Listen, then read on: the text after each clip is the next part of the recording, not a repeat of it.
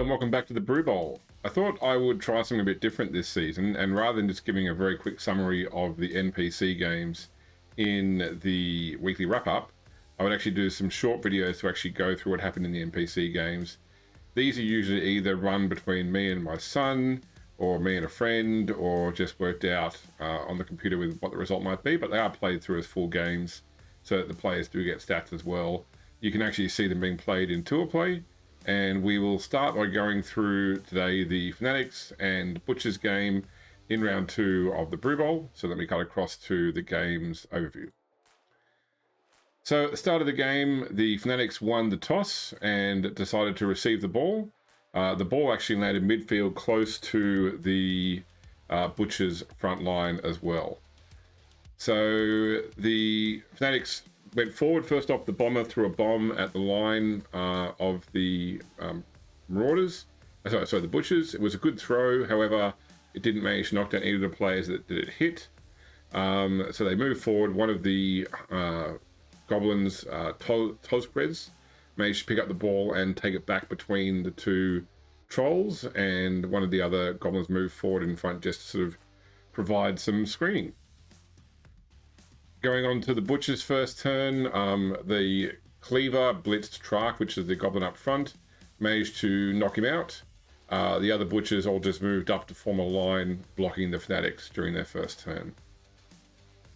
For the Fanatics' second turn, the Bomber Ruck threw another bomb. It scattered back, unfortunately, and landed way back in the field where it could do no harm.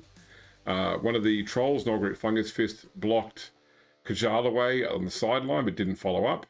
And then the other troll, Ogloth Guffguts, tried to block the other Marauder lineman on the outside, but got both down, used the reroll, passed Loner and got both down again.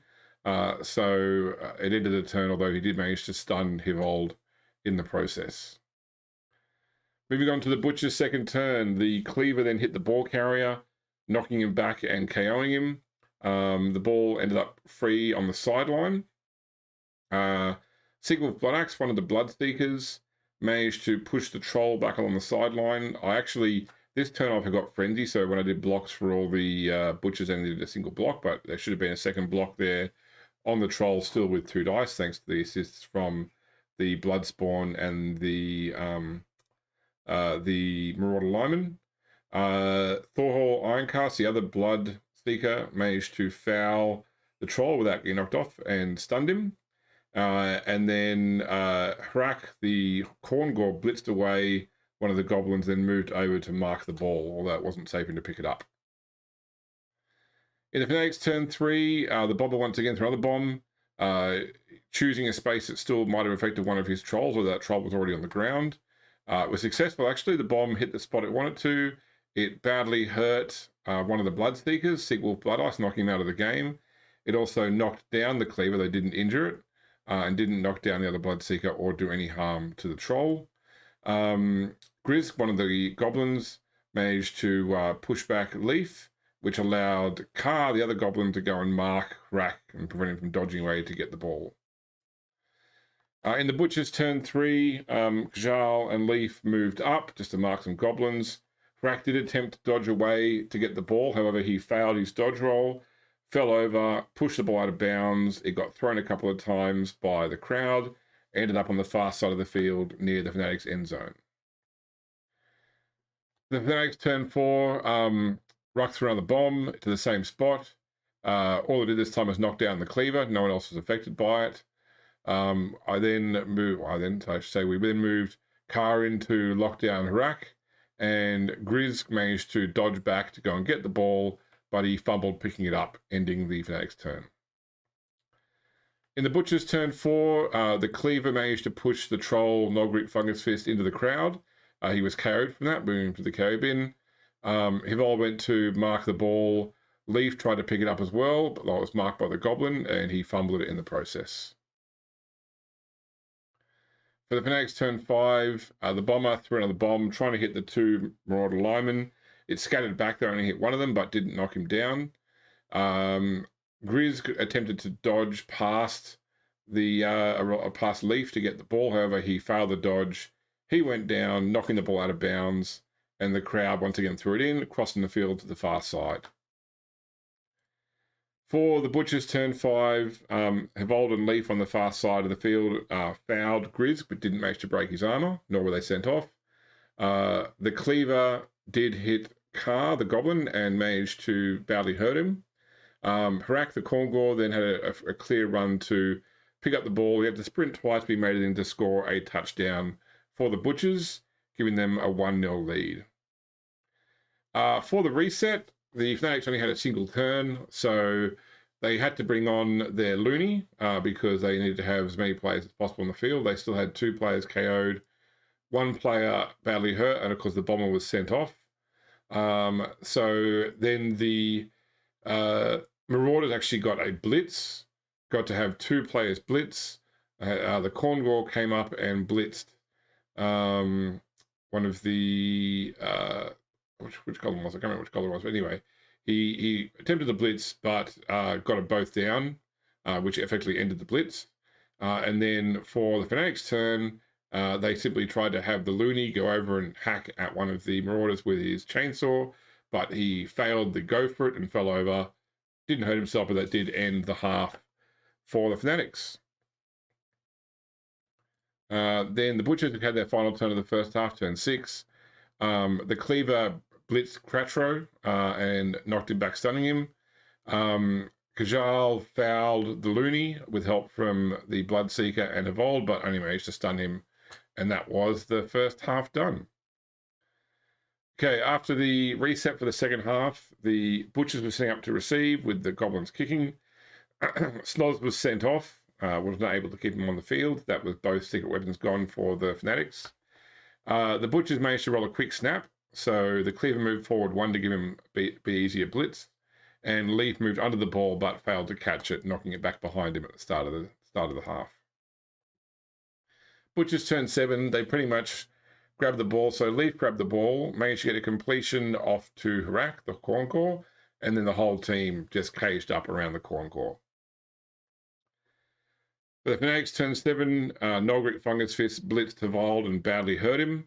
Ogroth Guthgut threw Grizz, like used throw teammate successfully right into the middle of the Butchers area, knocking down the ball carrier, knocking down the Bloodspawn, and causing the ball to go free, although that did end the turn for the Fanatics. For the Butchers turn 8, the Cleaver managed to knock back Nogric Fungus Fist. That left Leaf get the ball. He handed it off to Kajal, who blitzed up the field at Kratro and knocked him down. Next, turn 8, Ogloth Guthguts the Troll blitzed Kajal and KO'd him. That also knocked the ball loose. No one, though, was available from the Goblins team to go for the ball, so it was left on the field into their turn 8. For the Butchers turn 9, they focused basically on just blocking up the Fanatics so they couldn't get past them, try and keep their 1-0 lead. Thornhall Ironcast actually managed to push the Troll back twice, despite rolling two dice down on both block attempts. He got pushes or stumbles, and so obviously the Troll took pushes, but he did keep that Troll line pushed back. For the next turn 9, the Trolls tried to create some space by fending away the Bloodseekers, hoping for a runner to either run past or do a throw teammate.